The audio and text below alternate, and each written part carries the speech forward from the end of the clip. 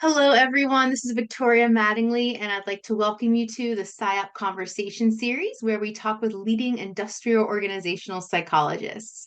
This is episode 38, and we'll be talking about science for a supportive workplace.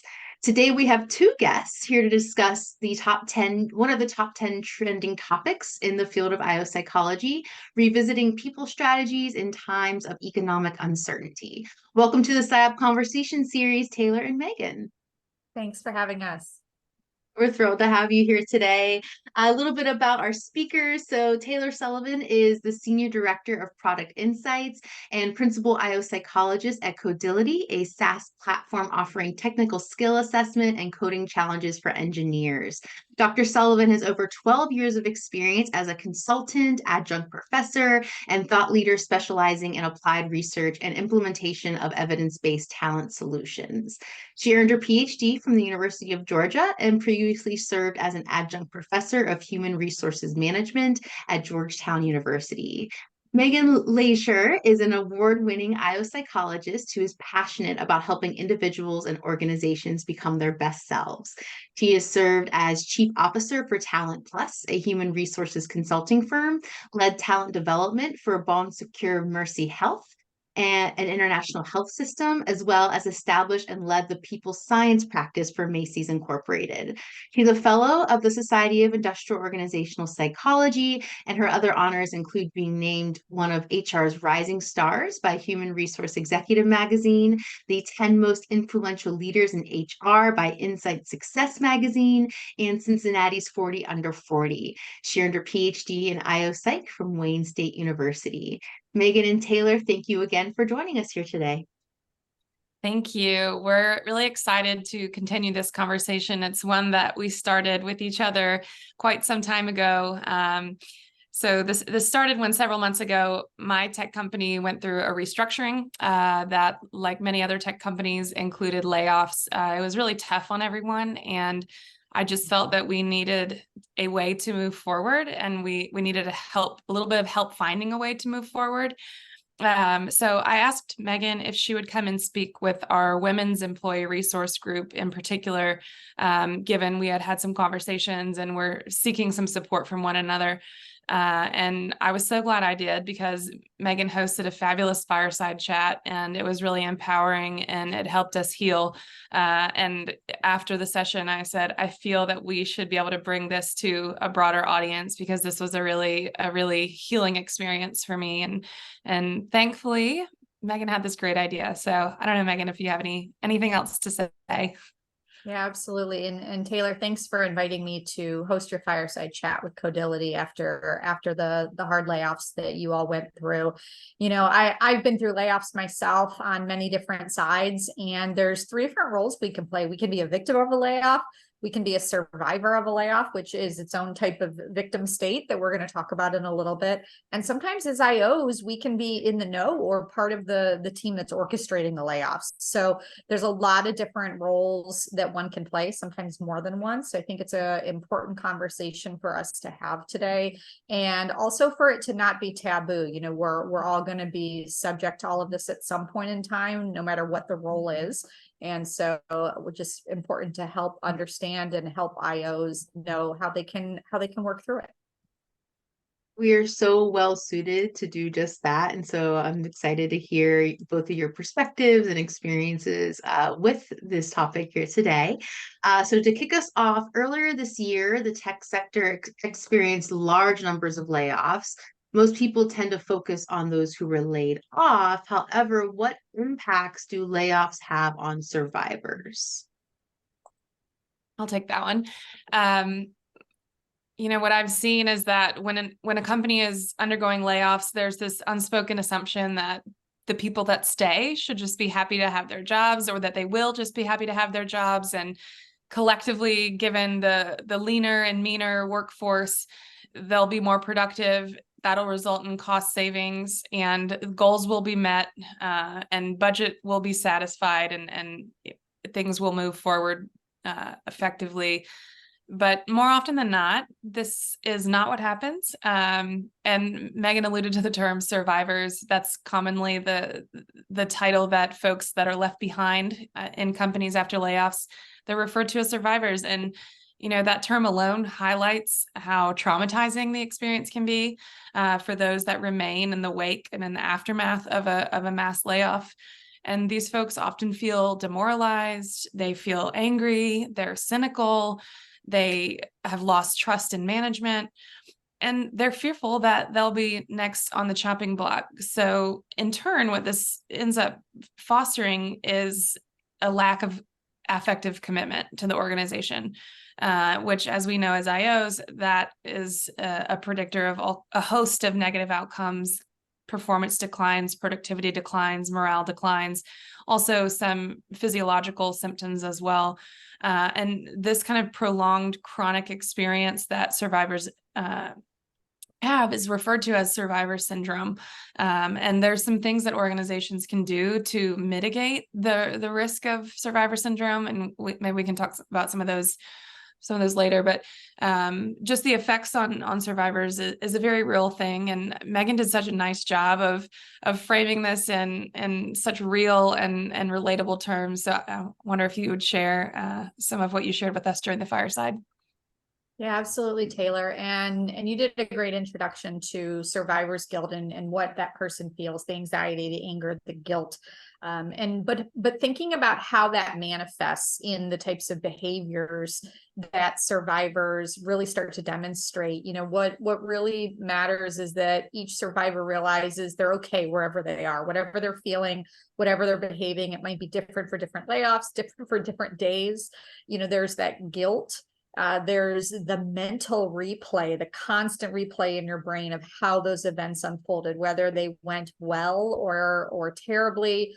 Just that constant replay is a very common behavior that we do. Obviously, the fear that you're next, you mentioned that one. So that pure anxiety, which really leads someone to feeling like they don't have control. So what do? We try to latch on and control things that we can control. So maybe you are reworking your budget because you're afraid of your financial situation suddenly. Maybe you're reworking your to-do list. Maybe you're doing some finite thing or cleaning or organizing. A lot of times we do behaviors like that to control the things in our lives that we can control, like we've lost control of, like the security of our job. Another thing that can happen, which you may not realize until you might be in it, is that you may have a feeling or express frustration towards your boss, whether that boss is the same boss you had, before the layoff, or maybe you have a new boss as a result of the layoff. And sometimes we can just express that frustration at someone who's in front of us. And if that is your boss, sometimes you might be angry at that person. You don't even realize it. You could act bitterly, snipping at them and not even realize you're doing it. So that's another thing we can do. We also have a strong desire to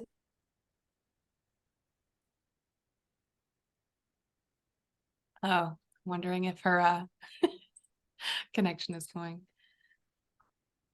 Suspense, a strong desire. Yes. Yes. Okay, we lost you for Megan, we lost you for a moment. You said that there's a strong desire for, and then we lost you. Yes, sorry, the total suspense. You get this strong desire to protect and proclaim your value.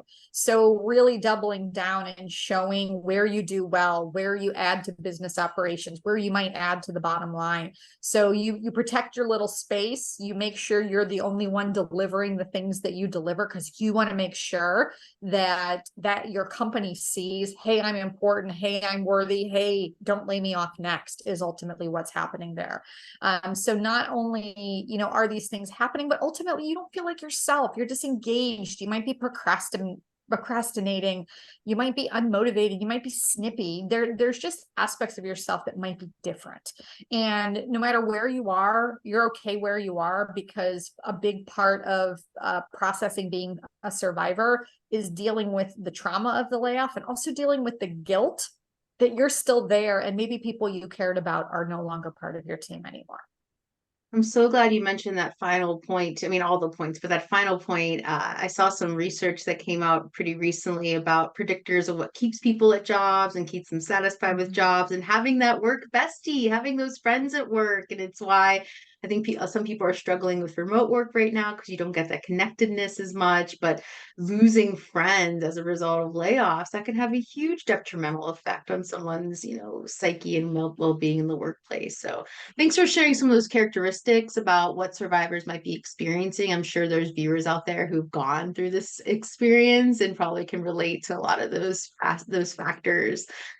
So what are some things that surviving employees can actually do to navigate this transition time? Yeah. So one of the big things that I mentioned before is just accept where you are. You're okay where you are. It might be different every day. It could be different in different moments, but just being acknowledging where you are, name your feelings, be honest with it, with your manager if you feel comfortable about it. Maybe you're having a bad day processing it. Maybe you're having an okay day and you're in a good rhythm getting some work done. Wherever you are, call it out, share it with others, and just accepting that there's grief, accepting that there's good days, accepting that there's bad days. Just being where you are is an important part of moving forward. Another really important thing to do is to really take a look at your job description and make sure you align with your manager, especially if your manager's new, and maybe with your HR business partner. A lot of times when there is a layoff, people absorb more work because there's fewer people to do quite often the same amount of work. And so being clear what's in scope, what's out of scope, what are responsibilities, it gives you the clarity, it gives you the words, it gives you the confidence to really say no if you need to say no, and really enforce those types of boundaries in terms of, let's move forward. Here's what my job is. Here's what my job isn't. So definitely something really, really important. And then making sure to lean on others. You're not the only one going through it. We all have our own support network, whether that's a spouse, friends, coworkers that are, maybe also going through the survivor's guilt. But try not to isolate yourself. Verbalize where you are, name your feelings, talk about it with other people, and all of those different types of things are going to help you move forward and really build a good strategy for dealing with the feelings that you have, and then also making sure you've got that clear path forward, knowing what is in your role and what's out of scope for your role. Otherwise, we turn survivor syndrome into burnout syndrome. Exactly. There's a lot of really real issues that people are experiencing right now. Taylor, do you have anything to add on what survivors can do to make their way through this transition? Yeah, I definitely do. But first I wanted to just note that every layoff is different. Even, within a given company, every layoff may be a little different, have a little bit of a different flavor, given, it could be the scope or which teams are affected or how it was communicated or how long you knew about it or whether you knew about it, and then how the decision were communicated. So there's a lot of factors that can shape the experience of going through it, both for those that are unfortunately let go and those that stay. And so each of those different flavors may require you to use different tools or different coping strategies. So they can be different within a company, but they can also be experienced differently within a given person. And so you kind of have to feel around for what makes you feel most powerful and most resilient, and the circumstances may shape what exactly those techniques are. We've had a couple of rounds of layoffs, and while the company has been incredibly supportive to those that have departed and those that stay, it's still tough. And so I've had to navigate that. And one of the things that has helped me the most is what Megan said about not isolating myself. I'm in a remote first organization, as many tech orgs are now. And so it can be very easy to just focus on my work and, put my head down and isolate myself. So I've really tried to reach out to people. And sometimes that even is like putting a reminder on my calendar to just talk to someone or set up a quick coffee chat with someone, just to try to maintain that connectedness. But then on the flip side of that, right after these things happen, a lot of times people are really upset, and they'll turn to trusted advisors or trusted colleagues and want to talk about it. And there's a lot of negativity or a lot of these emotions. And so, you kind of have to manage your own energy and your own experience during these tough conversations, because sometimes it can be tempting to absorb those feelings and adopt them as your own. And so, that can further fan the flames of kind of a downward mood spiral. So reminding yourself of why you're there, your worth, and what's there left for you can be really helpful. You mentioned individual differences about, how even in the same company, the same round of layoffs, people can be experiencing very different things. And related to that, there could be differential impact on those from underrepresented or historically disadvantaged groups. So how does it look different for those who also have, more underrepresented identities in the workplace? Yeah, I'll take that one. So there is a lot of research out there that suggests that statistically, women, people of color, other underrepresented groups are much more likely to be laid off. That fact seems to be very pervasive in the research, but there's not as much out there in terms of the difference of their experience as a survivor of a layoff. So did a bit of research for the fireside chat with Codility on women, as it was their women's resource group, but also taking a look at people of color and other underrepresented groups. There's a few nuggets out there. So for women specifically, women leaders are more likely to feel and experience burnout as compared of male leaders. So when you think about the female experience of what survivor's guilt might be like, they might be heightened at a likelihood of burnout already. So you add the layoff, you add the survivor's guilt to that, and it can really increase that chance for the burnout to get more severe. Women are also more likely to feel imposter syndrome. And survivor's guilt is a great tool for, unfortunately, layering on imposter syndrome and just making, all people feel like, oh gosh, I'm a fake, I'm a phony, they're going to see through me, and I'm going to be next on the chopping block. It goes right back to that layoff anxiety. And so with women having that predominance to feel imposter syndrome more than men, it can heighten that in this situation as well. And so another thing that we learn, women tend to be more communal, collectivistic in the workplace. We have lots of relationships. We have our work besties, and we often tend to put others before ourselves, maybe more so than our male counterparts. So take, for example, maybe our best friend at work got laid off and we didn't. Maybe we're spending so much time worrying about her and how she's doing with her layoff that we might not be taking care of ourselves as a survivor, or maybe we're not taking care of our team members who are survivors. So again, just making sure that you're taking care of yourself, you're focusing on, your groups as a whole, but also preserving those relationships that matter to you.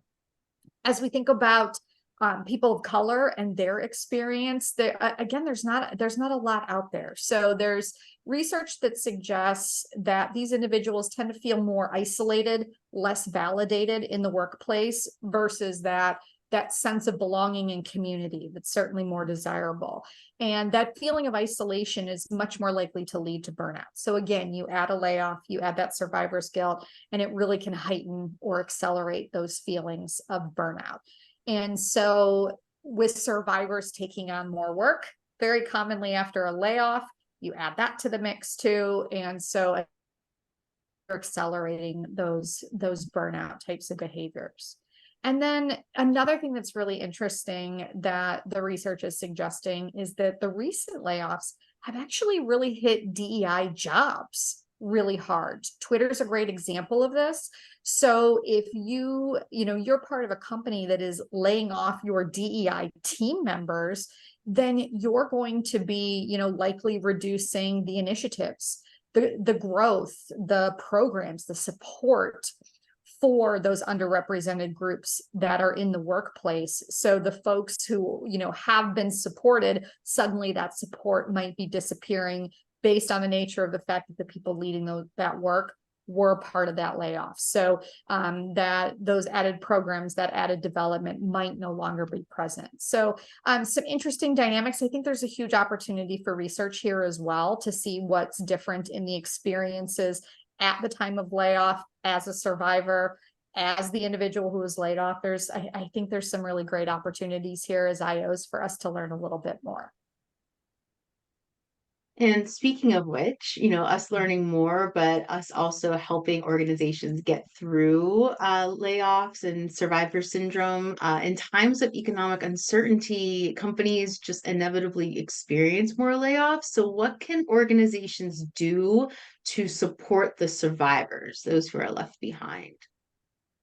I'll take this. So I recently wrote an article in Built-in magazine and did some research to write that. So I'll share a little bit about what I found there. So first, layoffs and downsizing present a really tricky paradox, because at the exact same time when organizations need to heavily rely on these survivors' skills and their performance in order to maintain some semblance of productivity and keep the business progressing, these same employees are less committed oftentimes, and maybe experiencing performance deficits. And so while organizations may initially perceive that, hey, these layoffs got us to cash neutral or allowed us to hit the operating budget that we need to, and they chalk it up for that was a success. We reduced headcount and hit our numbers. It's too quick to judge, because a lot of these effects that we've been talking about are more insidious. They take a little longer to manifest fully, and there are kind of trickle down reverberating effects that have been put into place. And, over time, you start to see maybe that wasn't as successful as we thought. So I want to talk about a few things, though, that can help mitigate this risk and, may help organizations address survivor syndrome before it starts.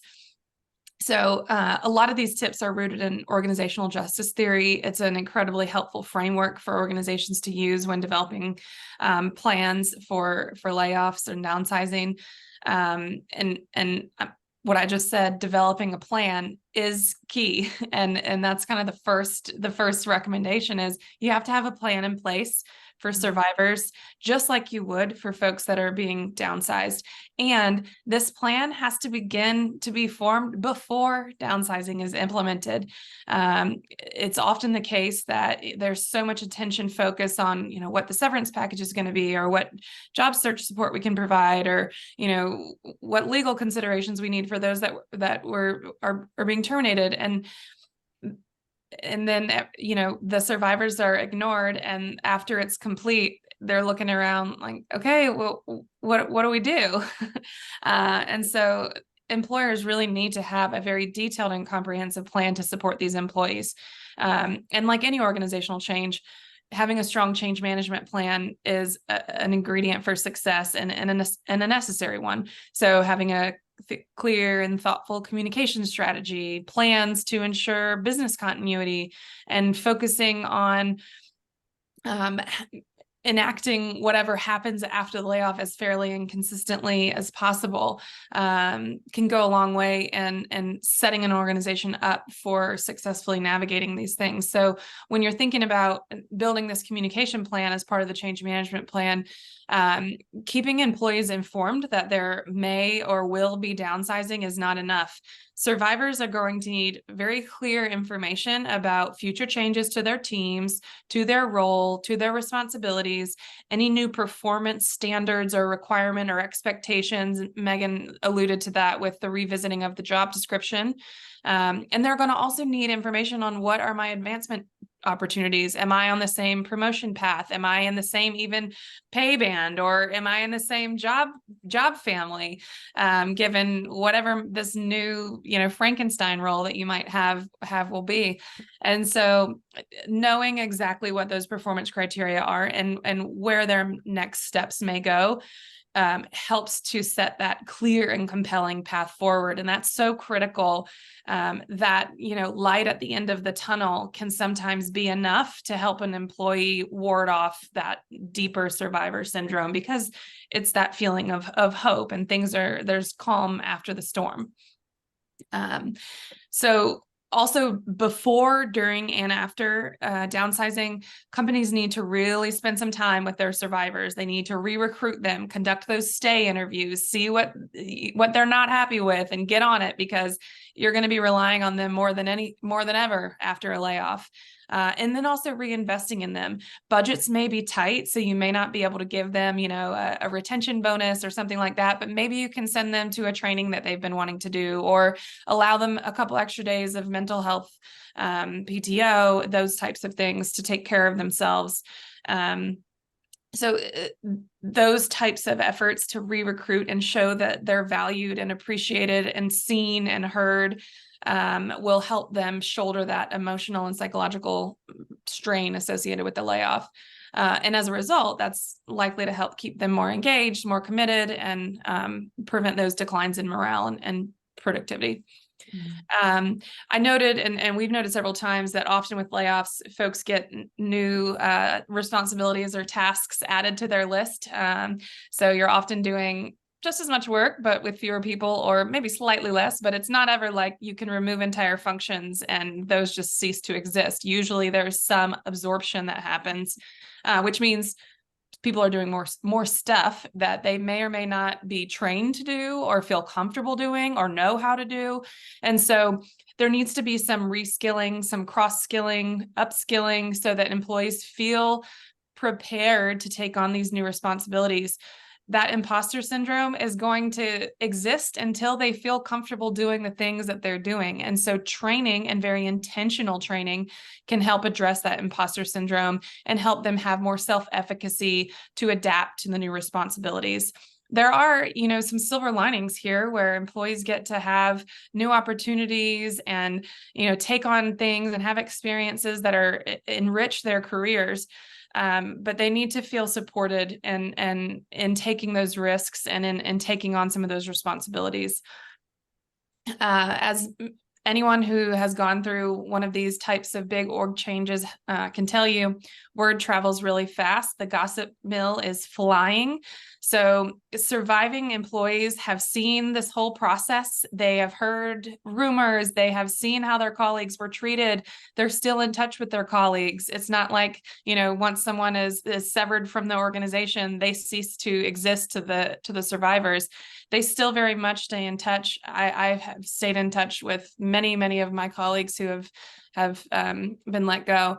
And I know how they were treated. I know what their experience was. I know how they were communicated with, what types of benefits and supports they received.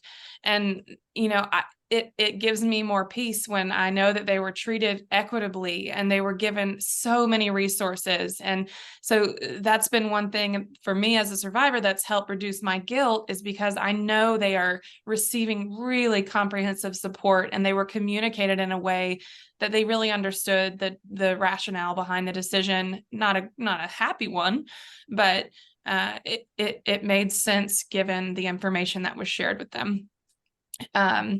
And I want to mention two more overlooked groups in this whole chaotic experience. One is managers. And also HR people team.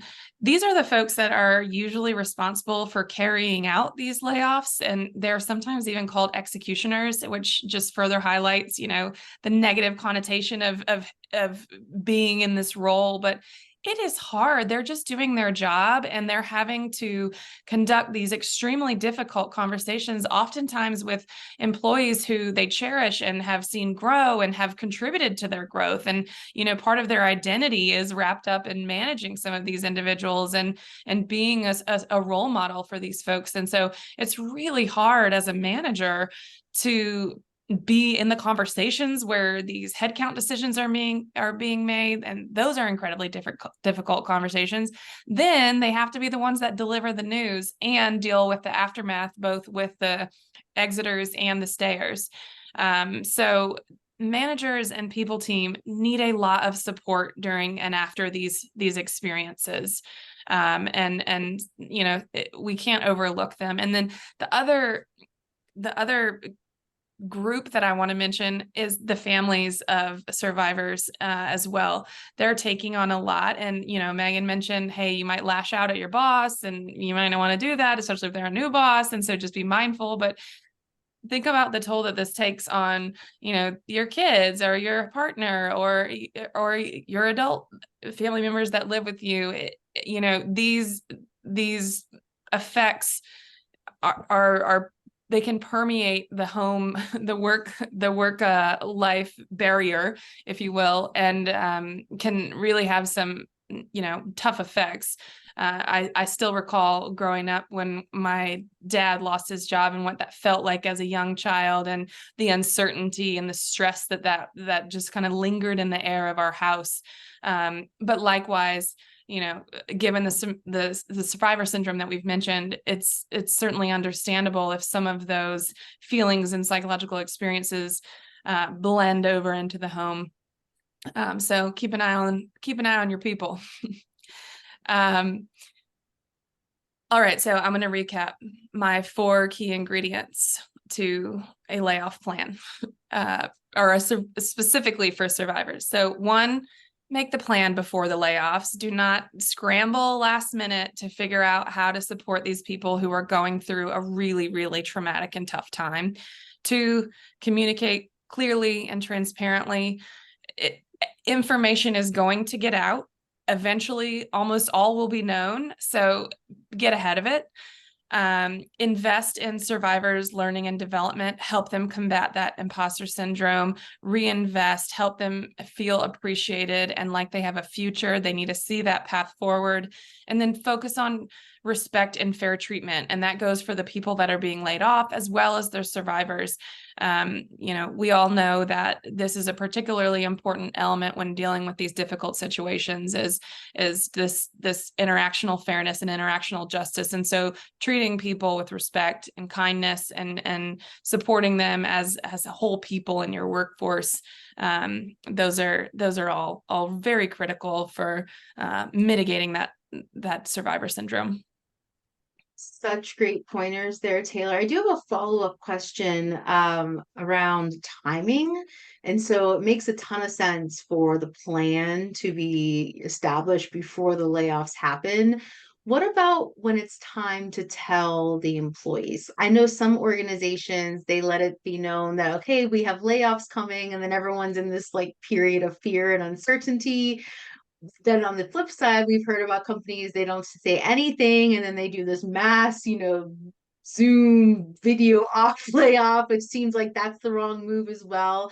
In the research that you did for the article or for the talk that you gave, Megan, have you seen any guidance around timing of sharing the news with the workforce?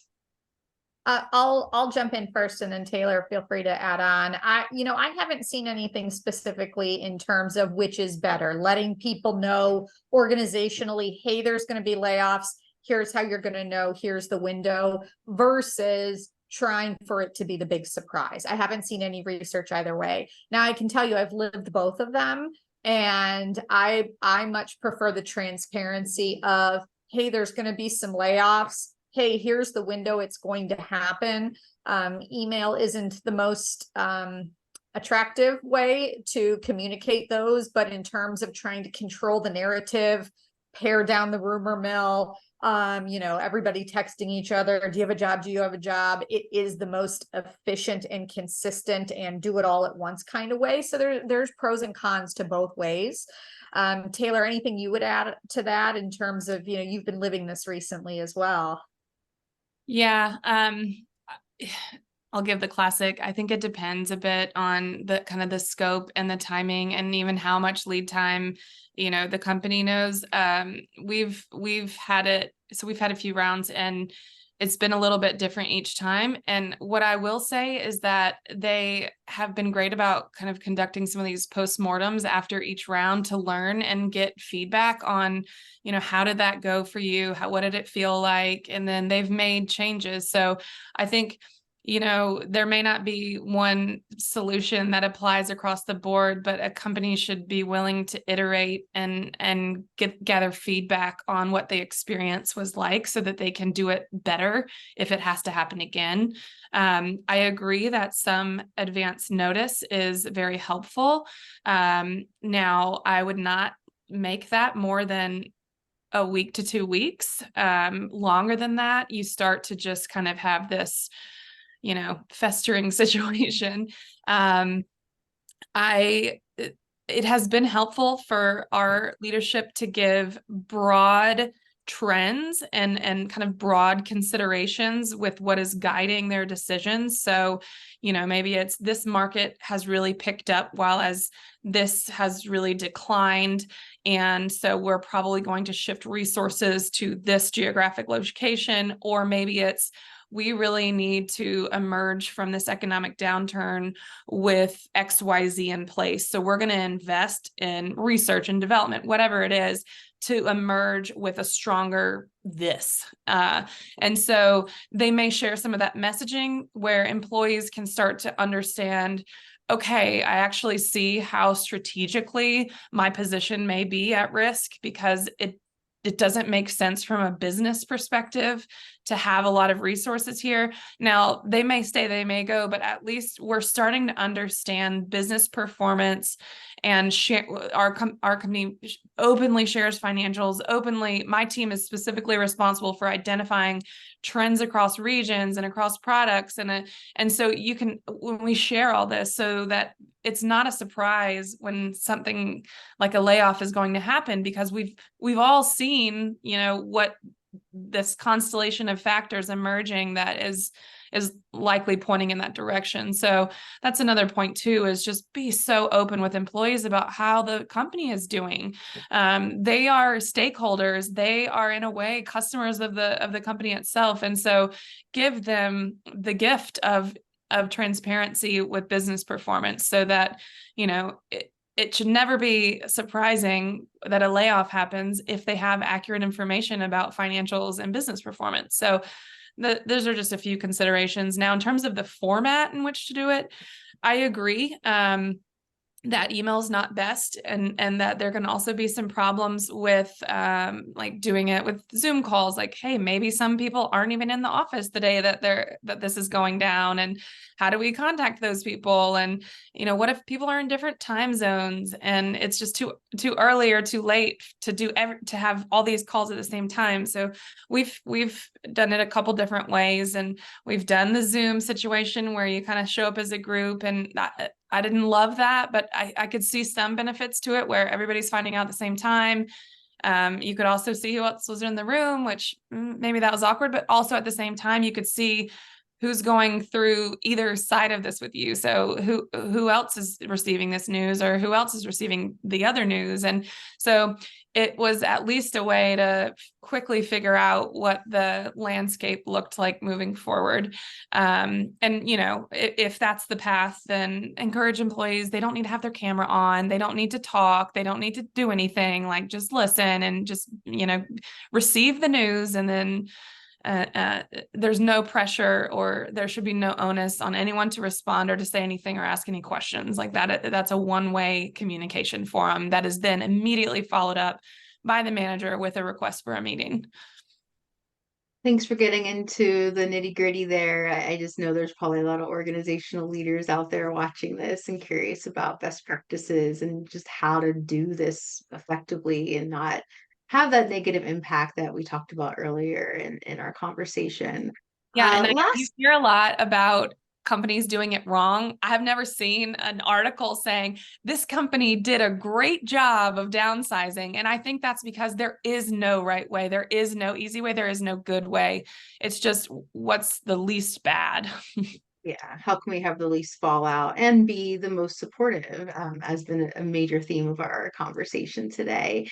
Last question. So we talked a lot about what organizations can do, but what can us as IO psychologists do to help these organizations move forward, including the support of survivors? Absolutely. So I'll take that one. And a lot of the things that I want to share are very similar to the things that Taylor talked about that organizations can be doing.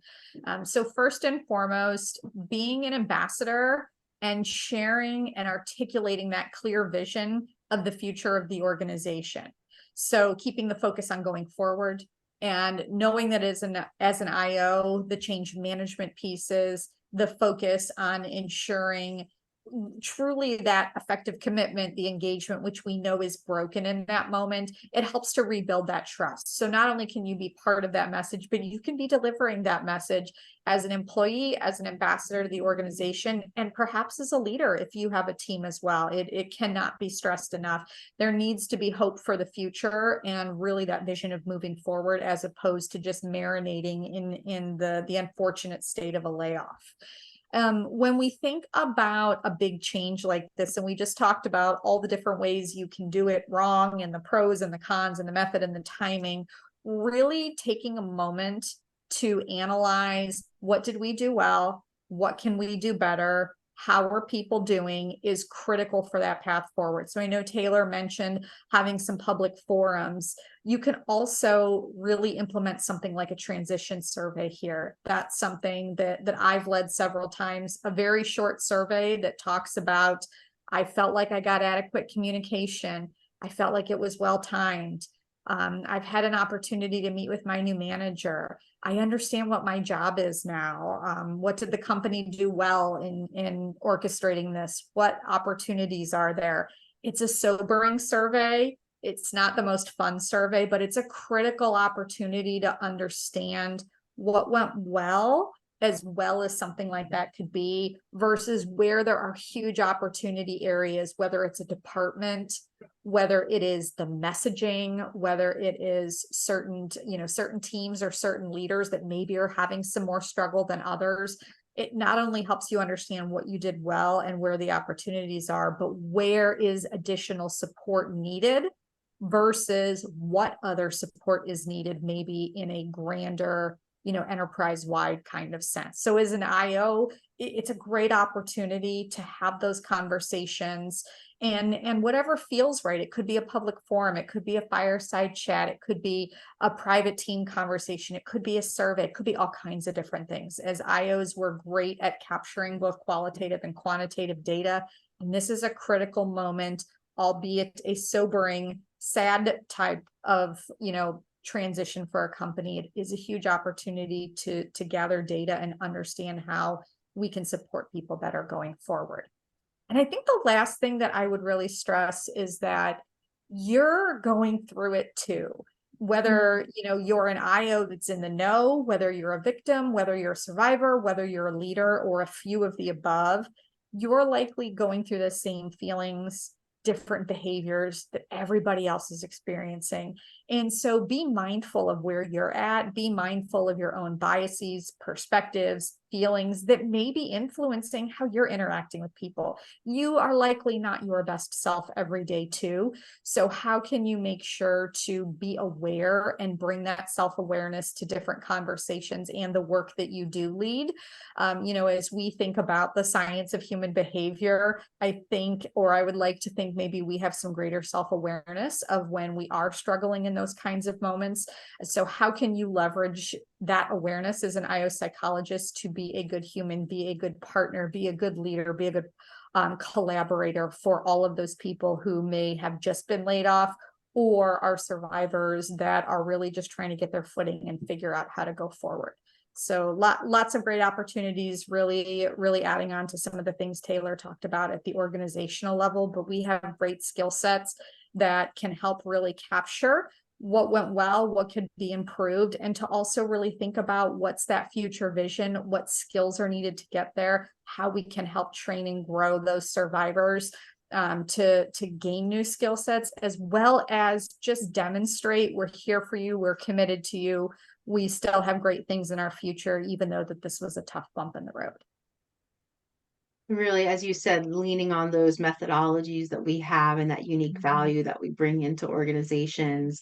Also thinking back to just our whole conversation and some of those broader questions that we have. What's the right way to do this? What has worked? What are those successful case studies? For those IO academics watching this out there, what a great call to action for new research questions to ask and really provide those practical applications that are rooted in evidence and science so we can help the field moving forward. Any final thoughts on your end, Taylor? Anything about our conversation you'd like to wrap up with? I just wanted to thank Megan for, joining me today here and also joining us several months ago. It really did make a big difference. And, it's another great example of something that an IO can do is talk to other companies that are going through it, not necessarily your own, but, helping them process some of these experiences and advising leaders on how to navigate these situations. It doesn't necessarily have to be your own company, but reach out to your friends whose companies are going through this. Many IOs have been affected by layoffs, particularly in tech. We have a great community here, and we can support each other. Wonderful. Well, I could talk with you ladies all day, but unfortunately, that's all the time that we have. And so, for those listening and tuning in, Megan, Taylor, thank you so much on behalf of SIOP, all of our listeners. Thank you for this engaging and enlightening conversation and just taking the time to speak with us today. Thank you, Victoria. Thanks for having us. Yep. Please join. Thank you so much. And please join us for our next conversation on August 24th at 11:15 a.m. Eastern Standard Time. Thank you again for joining us today. I do have to say that all comments and views expressed on today's podcast are not necessarily those of SIOP, but of those us, the speakers. And we look forward to seeing you again soon. Until next time, take care.